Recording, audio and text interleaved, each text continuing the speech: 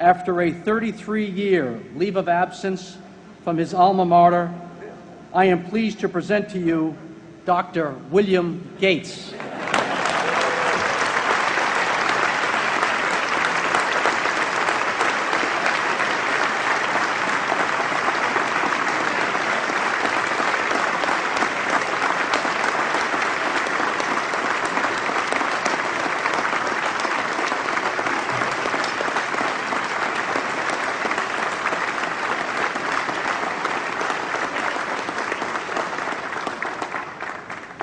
Thank you. President Bach, former President Rudenstein, incoming President Faust, members of the Harvard Corporation and the Board of Overseers, members of the faculty, parents, and especially the graduates. I've been waiting more than 30 years to say this. Dad, I always told you I'd come back and get my degree.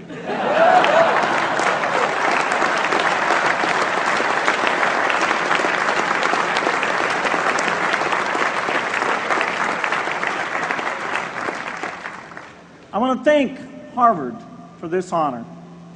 I'll be changing my job next year, and it will be nice to finally have a college degree on my resume. I applaud the graduates for taking a much more direct route to your degrees.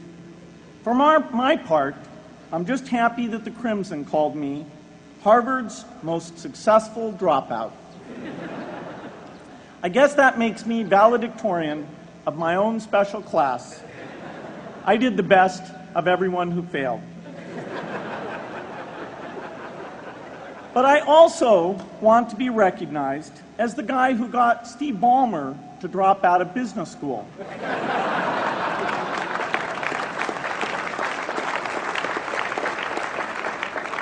I'm a bad influence. That's why I was invited to speak at your graduation. If I'd spoken at your orientation, fewer of you might be here today.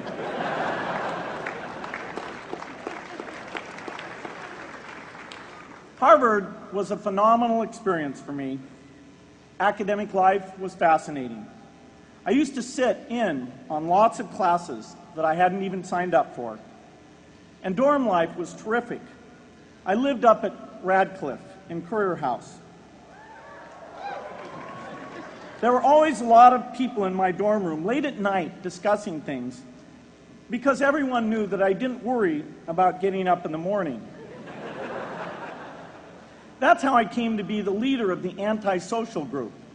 We clung to each other as a way of validating our rejection of all those social people. Radcliffe was a great place to live. There were more women up there, and most of the guys were math science types. The combination offered me the best odds, if you know what I mean. That's where I learned the sad lesson that improving your odds doesn't guarantee success. One of my biggest memories of Harvard came in January 1975 when I made a call from Currier House to a company in Albuquerque, New Mexico that had begun making the world's first personal computer. I offered to sell them software. I worried they would realize I was just a student in a dorm and hang up on me. Instead, they said, "We're not quite ready. Come see us in a month," which was a good thing because we hadn't written the software yet. From that moment, I worked day and night on the extra credit project that marked the end of my college education and the beginning of a remarkable journey with Microsoft. What I remember above all about Harvard was being in the midst of so much energy and intelligence. It could be exhilarating, intimidating, sometimes even discouraging, but always challenging. It was an amazing privilege, and though I left early, I was transformed by my years at Harvard, the friendships I made, and the ideas I worked on. But taking a serious look back, I do have one big regret. I left Harvard with no real awareness of the awful inequities in the world, the appalling disparities of health and wealth and opportunity that condemn millions of people to lives of despair. I learned a lot here at Harvard about new ideas in economics and politics. I got great exposure to the advances being made in the sciences. But humanity's greatest advances are not in its discoveries, but in how those discoveries are applied to reduce inequity.